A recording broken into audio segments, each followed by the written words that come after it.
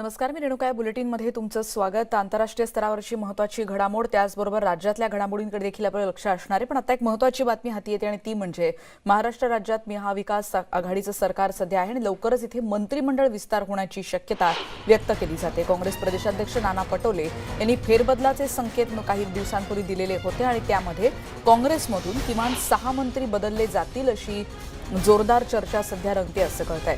मार्च महिन्याच्या शेवटपर्यंत काँग्रेस पक्षाचे मंत्री बदलले जातील अशी शक्यता व्यक्त होते।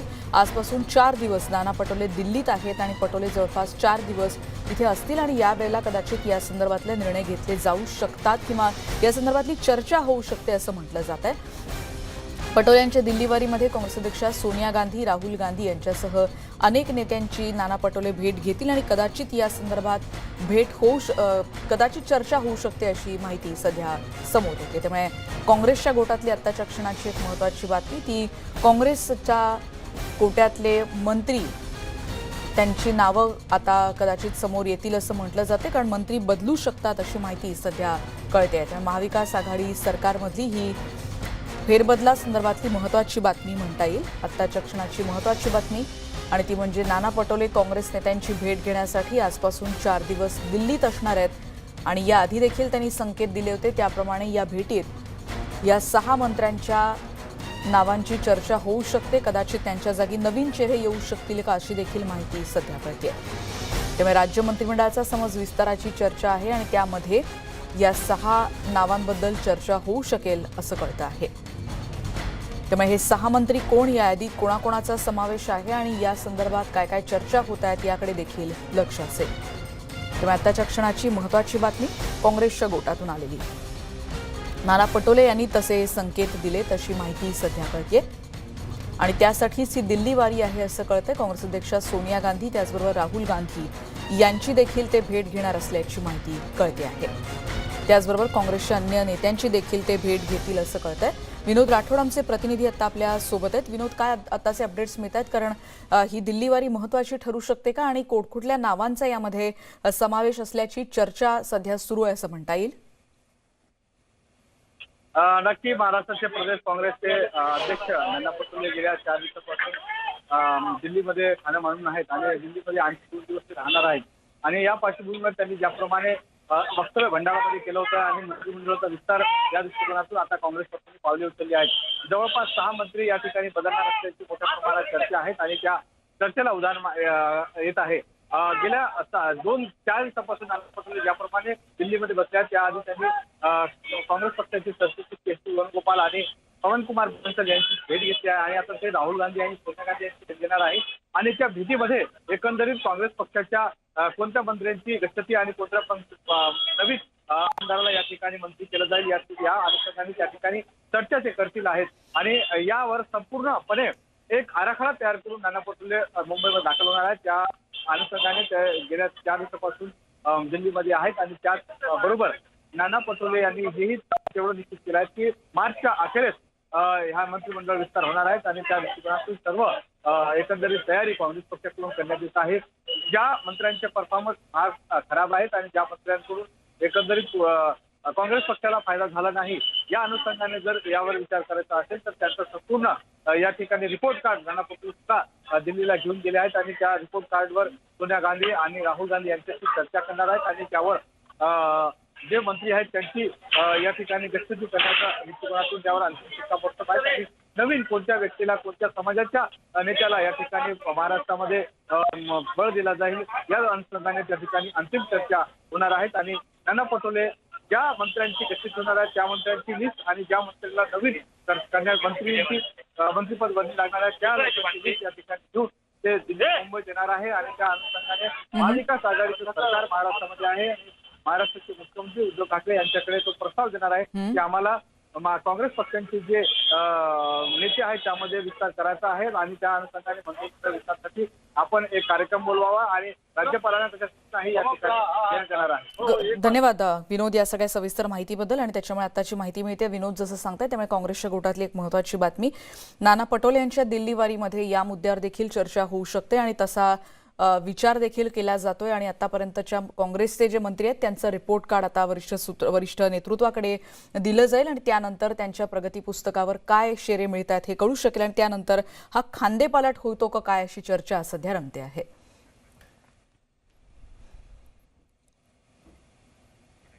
काँग्रेसच्या बातमीनंतर पुढची बातमी आपण बघणार आहोत. आरोग्य विभाग परीक्षा घोटाळा प्रकरणातली एक महत्त्वाची बातमी येते, कारण पुणे कोर्टात या संदर्भातली पहिली चार्जशीट आता सादर होणार आहे. 3000 पानांचं चार्जशीट सादर होईल अशी माहिती कळते.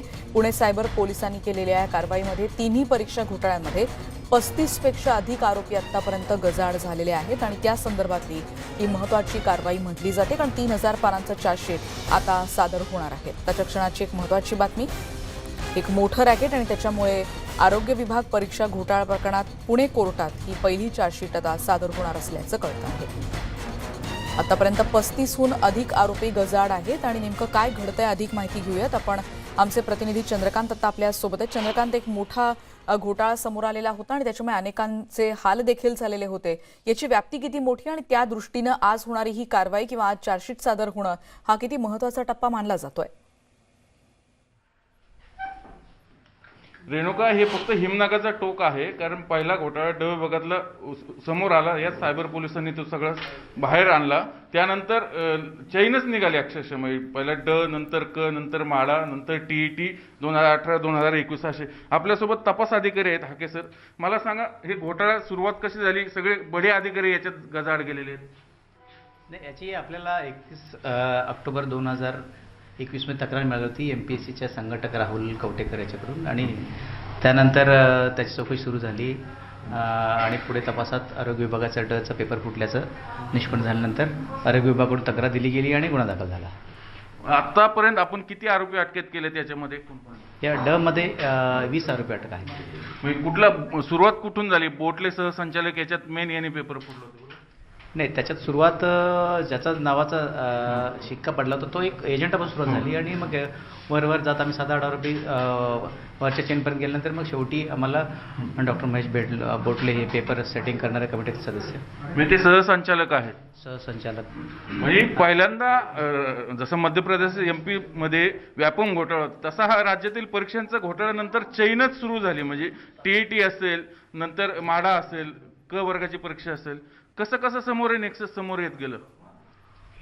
नाही, आम्ही तो आरोग्य विभागाचा तपास करता करता आम्हाला माडाच्या पेपरबद्दल लिंक मिळाली आणि माडाच्या तपासानंतर TET 2019-20 आणि 2018 याची माहिती मिळाली आणि त्यानंतर पुढे आरोग्य कची पण माहिती मिळाली. असे 5 किती पानांचं आपण चार्जशीट दाखल केले आणि त्यात काय काय काय पुरावे आपण दाखल केले? 20 आरोपी विरुद्ध आम्ही दोषारोपपत्र दाखल केलेलं आहे. प्रथम जे अटक केलेले आहेत आरोग्य ड मध्ये त्यांच्या विरुद्ध आरोपपत्र दाखल केलं. त्यांच्या विरुद्ध किती पानांचं? 3816 पान. 3800. या सगळ्या आरोपींना शिक्षा होईल? काय काय पुरावे, नेक्सस म्हणजे मोडस ऑपरेंडी काय होती त्यांची? नाही, सांगितल्याप्रमाणे की बाबा पेपर सेटिंग कमिटीतल्या ह्यानीच पेपर सेट करणाऱ्या इस्मानीच ते इतर आर्थिक व्यवहार झाले त्याच्यात? हा, याच्यामध्ये आर्थिक व्यवहार झालेले आहेत ना. किती पैसे? कारण मध्ये आपण ह्याच टेबलवरती करोडो रुपये तुम्ही दाखवले त्या माध्यमांना. आपण ते प्रशांत बडगिरे यांनी आर्थिक व्यवहार त्यात सुरुवातीला केलेले आहेत, त्याची माहिती तपास कागदपत्रात आहे. हे होते तपास अधिकारी सायबर विभागाचे पोलीस स्टेशन दगडू हाके सर यांनी सांगितलं की कशा पद्धतीने हे सगळा घोटाळा समोर आलेला आहे आणि 90 दिवसाच्या आत म्हणजे विक्रमी वेळेत हे चार्जशीट दाखल झालेला आहे आणि हे एक मोठं यश म्हणावं लागेल पुणे सायबर पोलिसांचं. कारण या सायबर पोलिसांनी खूप कष्टाने हे सगळे 90 दिवसात सगळे पुरावे गोळा केले. 20 आरोपी, त्यात 3 IAS ऑफिसर आहेत.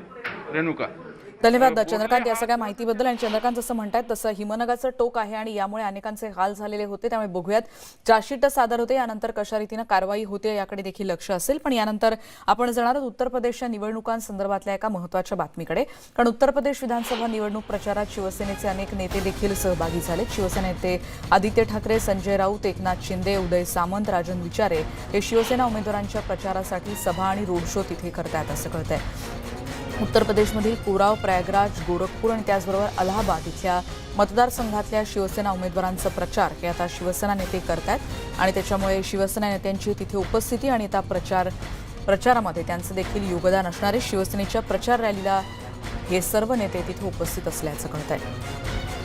त्यामुळे गोरखपूर असेल, त्याचबरोबर प्रयागराज असेल, अलाहाबाद असेल, या सगळ्या ठिकाणी आता प्रचार सुरू झालेला आहे आणि शिवसेनेचे काही नेते तिथे सहभागी झालेले आहेत. बघूया तिथल्या भाषणादरम्यान संजय राऊत नेमकं काय म्हणाले. 4 में से एक डुमरियागंज का होता है. कहां से हो तो डुमरियागंज से बोलते हैं. तो ये हमारा रिश्ता है डुमरियागंज से, सिद्धार्थनगर से, यूपी से. लेकिन आपने जो वर्णन किया है ईस्ट इंडिया कंपनी का, ये ईस्ट इंडिया कंपनी जो है 10 मार्च के बाद आपको नहीं दिखेगी. ना गोरखपुर में दिखेगी, यहां से तो हट गई समझ लो अभी से, ना लखनऊ में दिखेगी. और यही परिवर्तन का माहौल रहा तो 2024 में ये ईस्ट इंडिया कंपनी दिल्ली से भी भाग जाएगी. और ये शुरुआत यहां से हो रही है, इस भूमि से, इस पावन भूमि से, ये गौतम बुद्ध की भूमि से. हमारी राजनीति शिवसेना की नफरत की राजनीति कभी नहीं रही. जरूर हमारे हाथ में हिंदुत्व का केसरिया है, हिंदुत्व का भगवा है, लेकिन हमारे साथ हिंदू के साथ मुसलमान भी है, सिख भी है, क्रिश्चियन भी है, क्योंकि हम सब राष्ट्रभक्त हैं. हम राष्ट्रभक्त की राजनीति करते हैं. किसके शरीर में किसका खून है भाई, ये 10 मार्च को पता चलेगा.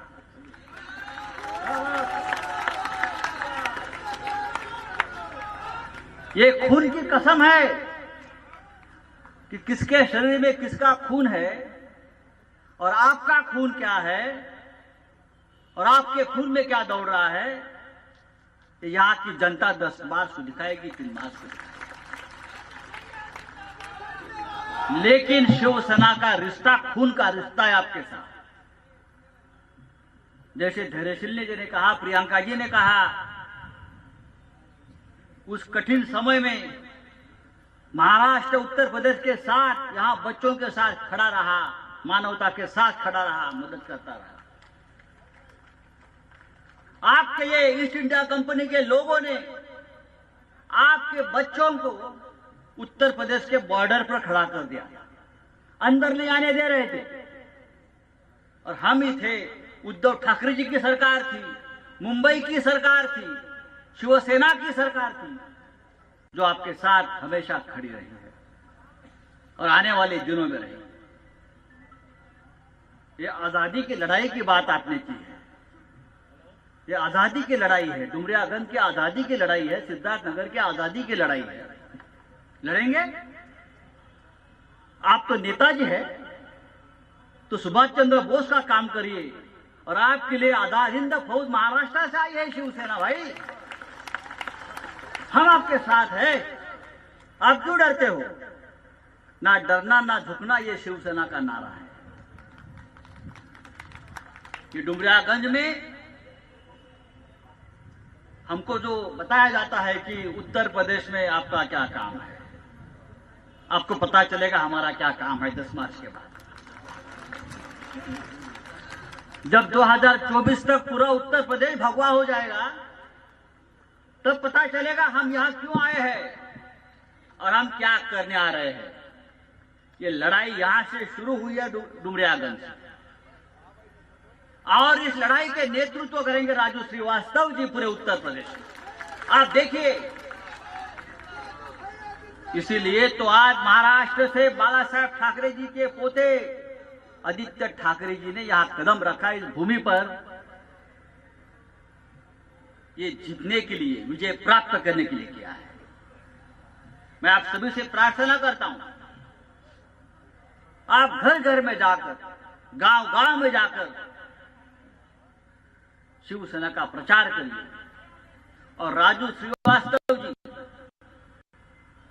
जो एक बहुत ही उम्दे नेतृत्व के धनी है और शिवसेना के कीर्तिमान लेकर खड़े हैं, आप उनको भारी बहुमत से उत्तर प्रदेश के विधानसभा में भेज दीजिए. और यहां से परिवर्तन की शुरुआत, जो हमें देश की परिवर्तन, उत्तर प्रदेश का परिवर्तन, उत्तर प्रदेश बनाने का परिवर्तन जो हम बनाने जा रहे हैं, वो वो राजू श्रीवास्तव जी के साथ शुरू होगा। विकास की गंगा क्या है आपको देखना है तो महाराष्ट्र में आकर अपने बच्चों से पूछिए।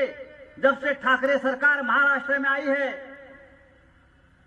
जब से आदित्य ठाकरे वो महाराष्ट्र में मंत्री बने हैं, रोजगार की राजनीति है। सिर्फ रोजगार देते हैं हम, घर का चूल्हा जलाने के लिए मदद करते हैं हम, उत्तम शिक्षा, हेल्थ, अस्पताल, ये हमारी राजनीति है। किसके खून में कौन सा खून दौड़ रहा है ना, ये हमारी राजनीति नहीं है। हम मानते हैं इस देश के जो राष्ट्रभक्त है, बस उसमें राष्ट्रभक्तों का ही खून है और वही रहेगा। मैं अभी इतना ही कहूंगा भाई, ये शुरुआत है, यहाँ की भूमि से हुई है और हम सब राजू श्रीवास्तव जी के साथ खड़े रहेंगे और उनको विधायक और मंत्री बनाकर रहेंगे। जय हिंद, जय उत्तर प्रदेश, जय महाराष्ट्र, जय शिवाजी, जय भवानी। बहुत बहुत धन्यवाद साहब, आपने एक नई ऊर्जा हम सबके बीच में भरी है। अब मैं बुलाने जा रहा हूं महाराष्ट्र के पर्यावरण और पर्यटन मंत्री, युवाओं के दिलों के धड़कन, युवा हृदय सम्राट, हम सबके नेता आदरणीय आदित्य ठाकरे साहब को।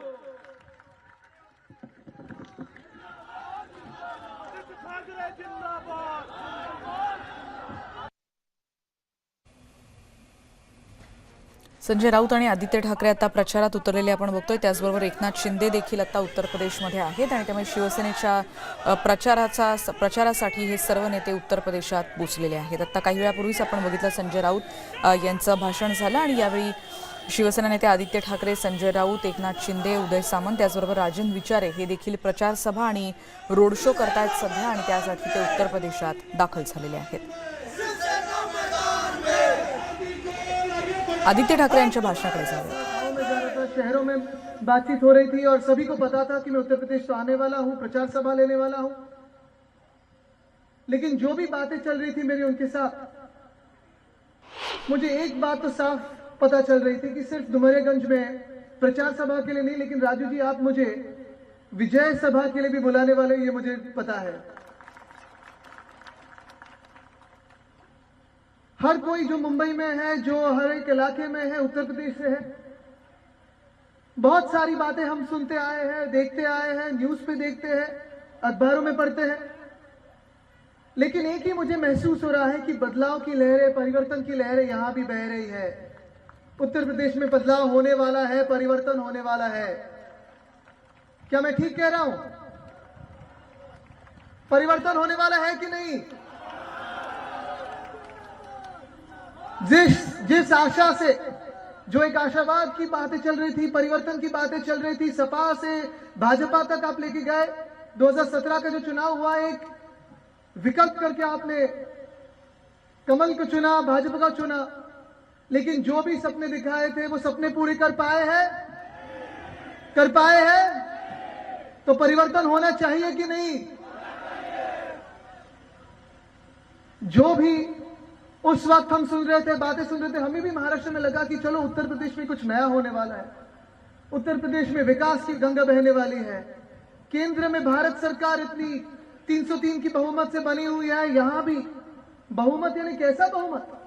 जैसे कोई राजा को बहुमत है, वैसे बहुमत की सरकार भाजपा की उत्तर प्रदेश में बन चुकी थी। लेकिन जो भी वादे थे, जो भी आशाएं दिखाई, जो भी सपने दिखाए, वो सपने सपने रह गए, सपनों का जुमला बन गया, लेकिन सपने खरे उतरे नहीं। उतरे क्या? सिर्फ नफरत की बातें हुई, सिर्फ दंगे की बातें हुई, डरावनी बातें हुई। अभी भी 5 साल बाद, यानी भारत सरकार तो 7 सालों से है, 2014 से है, बहुमत दोनों बार मिली थी। अभी भी मैं देख रहा हूं कि उत्तर प्रदेश में जो भारी बहुमत मिली थी 2017 में, 7 साल भारत सरकार के और 5 साल उत्तर प्रदेश सरकार के, भाजपा सिर्फ लोगों को डराते आई है कि ऐसे होगा, वैसे होगा, ये खतरे में है, वो खतरे में है, लेकिन खतरे में कोई हो नहीं सकता। ये श्री राम की भूमि है, श्री राम की भूमि है, ये तो अपनी भूमि है, ये अपना देश है। अगर आप देखें शिवसेना की राजनीति देखें, तो हमारे जो शिवसेना प्रमुख हिंदू हृदय सम्राट बाला साहब ठाकरे हैं, उन्होंने हमेशा यही कहा है कि जब जब राजनीति करे तो वो लोगों के लिए करे, समाज सेवा के लिए करे, राजनीति नहीं लेकिन समाज सेवा करे। जब जब चुन के आए, सरकारें बने, तो हर एक को हक है, हर एक को अधिकार है कि अपना अपना धर्म की बातें कहे, धर्म के अधिकार में कहे। लेकिन उसी के आगे जाते हुए शासन ये धर्म के बारे में होता नहीं, शासन ये लोगों के लिए होता है। खून में फर्क नहीं होता, हर एक का खून लाल होता है। ये मानव धर्म की बात है। मुझे याद है 3-4 साल पहले हमारे महाराष्ट्र में भी किसान आंदोलन छेड़े थे। हमारे किसाई भाई बहन मुंबई की ओर चले आ रहे थे, एक मोर्चा लेके आ रहे थे, बड़ा विशाल मोर्चा आ रहा था। और तभी की जो भाजपा सरकार थे, जिसमें हम भी शामिल थे, हमें अभी दुख होता है कि उस सरकार में हम शामिल थे, क्योंकि बहुत सारी गलत चीजें उस समय हुई। लेकिन अभी हम अच्छी शासन चला रहे हैं, महाविकास आघाड़ी चला रहे हैं। तब भी राजू जी उन किसानों को क्या क्या नाम कहे थे, क्योंकि उनका झंडा लाल था, उनकी खून का रंग था वो लाल था। उनको माओवादी कहा गया, उग्रवादी कहा गया, आतंकवादी कहा गया, लेकिन वो किसान थे, वो अपने हक के लिए चल के आ रहे थे। और मुझे लगता है वही चीजें अब भी पिछले साल यहां दोहराई थी। हुई कि नहीं? यहां लखीमपुरी कौन भूल चुका है? कोई भूल चुका है?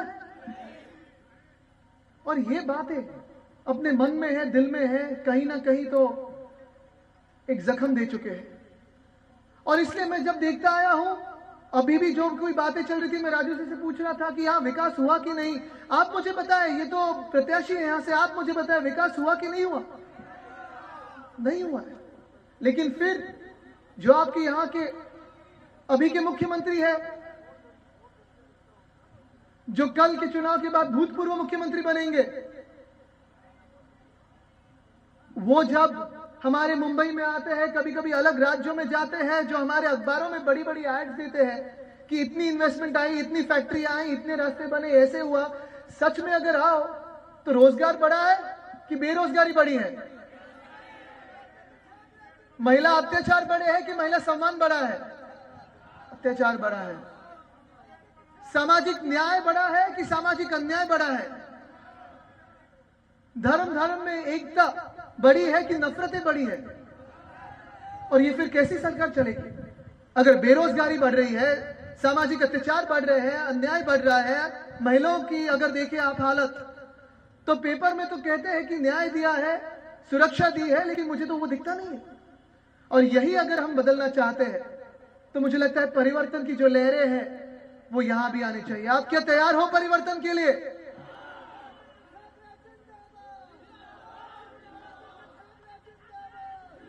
परिवर्तन का प्रतीक कौन होगा? परिवर्तन का प्रतीक हमारे प्रत्याशी जो यहां के उम्मीदवार हैं वो होंगे कि नहीं? क्योंकि अभी भी ये लड़ाई खत्म हुई नहीं है। यूपी को बदलना है, उत्तर प्रदेश को बदलना है, आगे लेके जाना है, सबको साथ में आगे लेके जाना है। भेदभाव की राजनीति, नफरत की राजनीति गाड़नी है, सबको एक साथ प्यार से आगे जाना है। और मुझे लगता है इसी के लिए हम सब साथ में आए हैं। जैसे राउत साहब कह रहे थे, प्रियंका जी कह रही थी, मुझे लगता है धैर्यशील जी भी कह रहे थे कि हमारे मुंबई में काफी सारे यहाँ के नागरिक अभी महाराष्ट्रन बन के रह रहे हैं, मुंबईकर बन के रह रहे हैं। उनकी जिम्मेदारी तो हमारी है, उनके प्यार के साथ हमें उनको आगे लेके जा रहे हैं और लेके जाएंगे।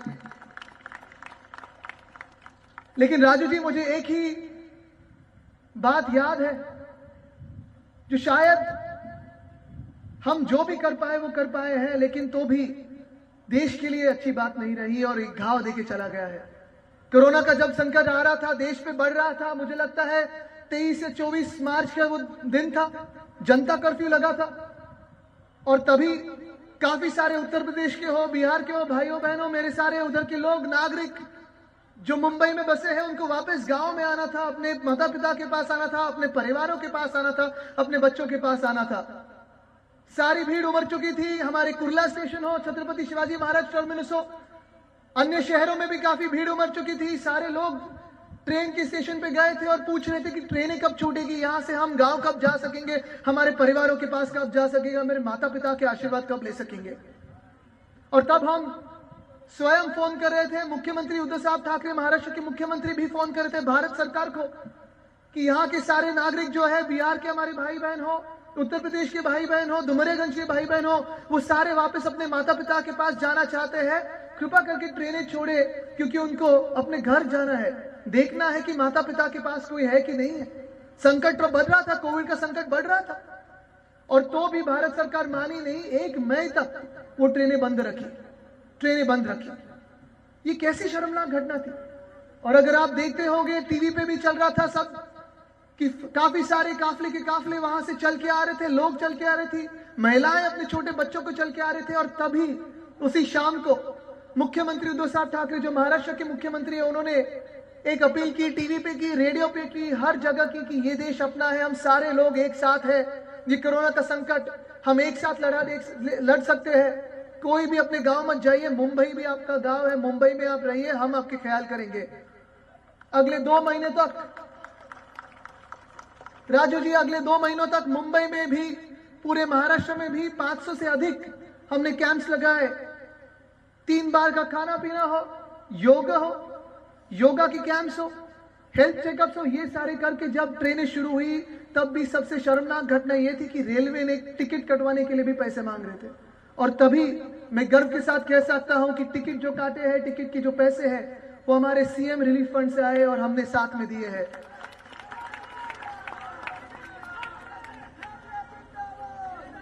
ये कोई राजनीति की बात नहीं थी, ये तो कोई चुनाव की बात नहीं थी राजू जी। हमें पता भी नहीं था कि हम तब डुमरियागंज आपके प्रचार के लिए आएंगे। ये कोई राजनीति की बात नहीं थी, ये एक रिश्ता था, प्यार का था, भाईचारे का था, ये अपने देश का रिश्ता था, मानव धर्म का रिश्ता था, और इसी रिश्ते को आगे लेके जा रहे हैं। अगर हमें परिवर्तन लाना है, यहाँ बेरोजगारी को मिटाना है, रोजगार लाना हो, शिक्षा लानी हो, आरोग्य सुविधाएं केंद्र लाने हो, तो फिर हमें एक ही बात करनी होगी कि चुनाव के टाइम पे जब ईवीएम पर बटन दबाएंगे तो कौन सा निशान होगा? शिवसेना मित्र संघ का निशान कौन सा होगा? उत्तर प्रदेश की शान क्या? उत्तर प्रदेश की शान तीर कमान, उत्तर प्रदेश की शान। और यही परिवर्तन हमें आगे लेके जाना है। अगर आप परिवर्तन करने के लिए तैयार हो तो सब आप हाथ ऊपर करके मुझे दिखाइए कि ये परिवर्तन की ताकत है। मैं मीडिया के अपने सारे भाइयों से कहना चाहता हूं, ये सभा कवर कीजिए, ये एकजुट, ये ताकत इस उत्तर प्रदेश में परिवर्तन लाएगी। और मैं ये हमखास निश्चित तौर पे कह सकता हूं कि राजू जी, 10 मार्च को परिवर्तन उत्तर प्रदेश में होगा, नई सरकार बनेगी और आप विधायक बनेंगे। धन्यवाद। जय हिंद, जय उत्तर प्रदेश, वंदे मातरम। बहुत बहुत धन्यवाद।